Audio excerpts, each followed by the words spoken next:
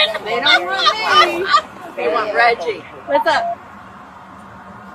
Well, we're here for you, ma'am. Definitely here for you. It's a quiet afternoon in Fort Myers, Florida, winter 2025. The sun is high. The neighborhood is gated, comfortable, ordinary. A woman stands outside near the entrance. She's not hurrying, not hiding. Neighbors pass by. Some wave, some don't. Then a voice cuts through the stillness. "They're coming for you, Sharon." The woman doesn't respond, doesn't run. She just waits. Minutes later, police units arrive. No sirens, no lights flashing, no rush, just calm, coordinated movement. Officers step out. Radios crackle softly. They approach with purpose, but without drama. The woman they're looking for is already standing there. After 40 years, the truth finally caught up to her. Before we continue, if you're interested in real investigative stories told with respect and clarity, please subscribe to the channel and let us know in the comments where in the world you're watching from. These cases matter everywhere. Now back to the story. The body cam footage is steady, an officer's perspective, walking toward the woman. She's composed. Her hands are at her sides. "Ma'am, we need you to turn around and place your hands behind your back." She complies, no resistance. The cuffs click into place. The sound is sharp against the quiet suburban backdrop. She's escorted to the patrol car. Door opens. She lowers her head and sits down. Door closes. Neighbors are watching now, some from driveways, some from windows. They whisper to each other. Confusion spreads. This woman has lived here for years. She's known. She's part of the community. What could she have possibly done? The officers don't explain. Not yet. They don't need to. This arrest was planned, expected, inevitable. The patrol car pulls away. For the people watching, it's just another afternoon interrupted. For the woman in the back seat, it's the end of a life built on a hidden truth. The woman everyone knew as Sharon had been living in Florida for years. She had neighbors, routines, a name people recognized. But Sharon wasn't her real name. Her real name was Deborah Newton. And the reason police showed up that day wasn't because of something she'd done recently. It was because of something she'd done more than 4 decades ago. Deborah Newton was arrested on a charge that had been waiting in the system since 1982. Felony custodial interference. The crime wasn't violent. There was no weapon, no breaking and entering, but it was devastating in a way that violence sometimes isn't. Because the victim wasn't a stranger. It was her own daughter. Her name was Michelle Marie Newton. In 1982, Michelle was a child. She lived with her father, Joseph Newton, in Kentucky. Her parents were separated. Custody had been established. Michelle's life at that point was documented, known, legal. Then one day, she disappeared. Not abducted by a stranger, not lost in a crowd, she was taken by her own mother. Deborah Newton removed Michelle from her father's custody, changed the child's identity, and vanished. No forwarding address, no phone calls, no letters. Michelle's entire existence was erased and rewritten. Joseph Newton searched. He filed reports. He waited. Years turned into decades, and the case never closed. Because custodial kidnapping, unlike many crimes, carries no statute of limitations. The clock doesn't run out. The warrant doesn't expire. For 40 years, Michelle Marie Newton was listed as a missing person. And for 40 years, Deborah Newton lived under a different name, hoping the past would stay buried. It didn't. Michelle's response wasn't anger. Not at first. It was disbelief. Because how do you process the idea that your entire identity was a lie? That the life you lived, the memories you cherished, the person you thought you were, all of it was built on something that never should have happened? One investigator later said something that captured the weight of it. She didn't realize she was a victim until she saw everything she had missed. A childhood with her father, birthdays with extended family, holidays in Kentucky, a name that belonged to her, all of it stolen, not by force, but by deception. Michelle had been robbed of something most people never think about, the right to know who you are.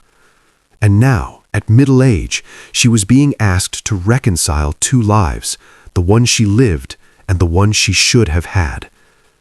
Joseph Newton had spent more than 40 years not knowing if his daughter was alive. He had filed reports, followed leads, spoken to investigators, but as the years passed, hope became harder to hold on to. Then he got the call. Michelle had been found. The reunion was quiet, private, not the kind of moment that plays out on camera for the world to see. Joseph later described it in his own words. He said holding his daughter again felt like the day she was born. Not triumph, not vindication, just relief. The kind of relief that comes when something lost is finally returned. He didn't focus on the years that were stolen. He focused on the fact that she was here, alive, real. And for the first time in more than 40 years, he could say her name and know she could hear it. Michelle Marie Newton. The break in the case didn't come from a dramatic confrontation or a confession. It came from science. Years later, authorities in Louisville, Kentucky, collected a DNA sample from Deborah Newton's sister. This was part of a coordinated investigation involving multiple jurisdictions: Kentucky, where the crime originated, and Florida, where Deborah had been living under a false identity. The sample was processed, compared, analyzed. The result came back: 99.9% match. The woman living in Florida as Sharon was, without question, Deborah Newton, the fugitive who had disappeared in 1982 with her daughter. Decades of uncertainty collapsed into a single data point. This wasn't speculation. This wasn't circumstantial. This was proof. The kind of proof that doesn't allow for second guessing.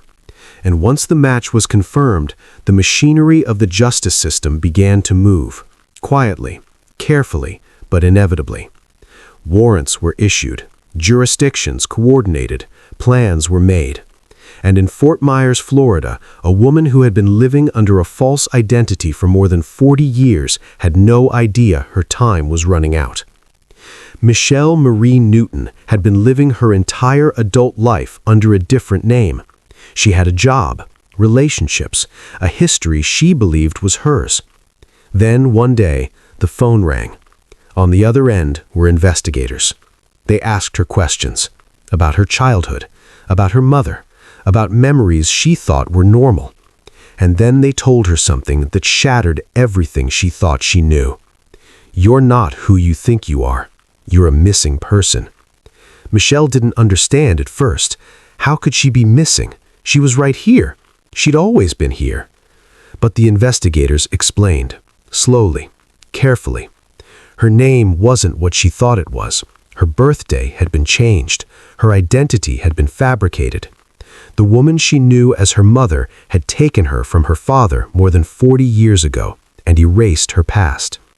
Michelle Marie Newton had been stolen. Not from a park, not from a school, but from her own life, and she had lived for decades without knowing it. The confusion gave way to shock. The shock gave way to grief, not just for what was taken, but for what she never knew existed. A father who had been searching, a family who had been waiting, a name that had been hers all along. After her arrest in Florida, Deborah Newton was processed and charged with felony custodial interference. A family member traveled to Kentucky and posted her bond. She was released pending trial. Deborah was required to appear for arraignment. She attended, voluntarily, no issues. In the courtroom that day were two people who had every reason to want answers: Michelle and her father, Joseph. They sat quietly, watched the proceedings, said nothing publicly. The charges were clear. The evidence was clear. The timeline was clear. What wasn't clear was what would happen next. Because this wasn't a case where the victim was demanding vengeance. This was a case where the victim was trying to understand. Michelle Marie Newton could have condemned her mother publicly. She could have demanded the maximum penalty. She could have walked away entirely. She didn't. In a statement, Michelle made her position clear. She would not take sides.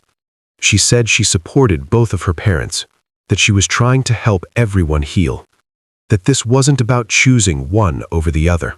It was about trying to move forward. That statement reframed everything. This wasn't a story about revenge. It wasn't about a villain getting what they deserved.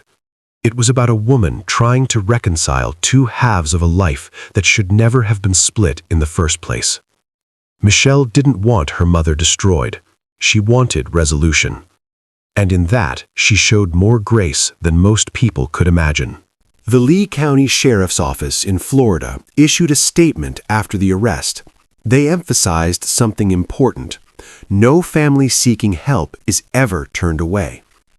This case was solved because someone called in a tip, someone who saw something, someone who said something. And that tip led to a DNA match, which led to an arrest, which led to a reunion. The sheriff's office wanted the public to understand something. Calling in tips isn't snitching. It saves lives. It brings people home. It gives families answers they've been waiting decades to hear. This case wasn't just about one woman or one crime. It was about the systems we build to find the missing, to hold people accountable, to make sure that time doesn't erase justice. Go back to the body cam footage. A quiet Florida afternoon, a woman standing outside, officers approaching, handcuffs, the back of a patrol car. Now you know who she is. Now you know what she did. Now you know who was waiting. A woman in handcuffs. A daughter reclaiming her name. A father holding his child again after 40 years. Time doesn't erase crimes. Identity matters. And sometimes justice doesn't look like punishment. Sometimes it looks like the truth finally catching up. Thank you for watching this investigation. If this story moved you or made you think, please subscribe and share it with someone who values truth and justice. Let us know your thoughts in the comments. And remember, these aren't just cases, they're lives. We'll see you in the next one.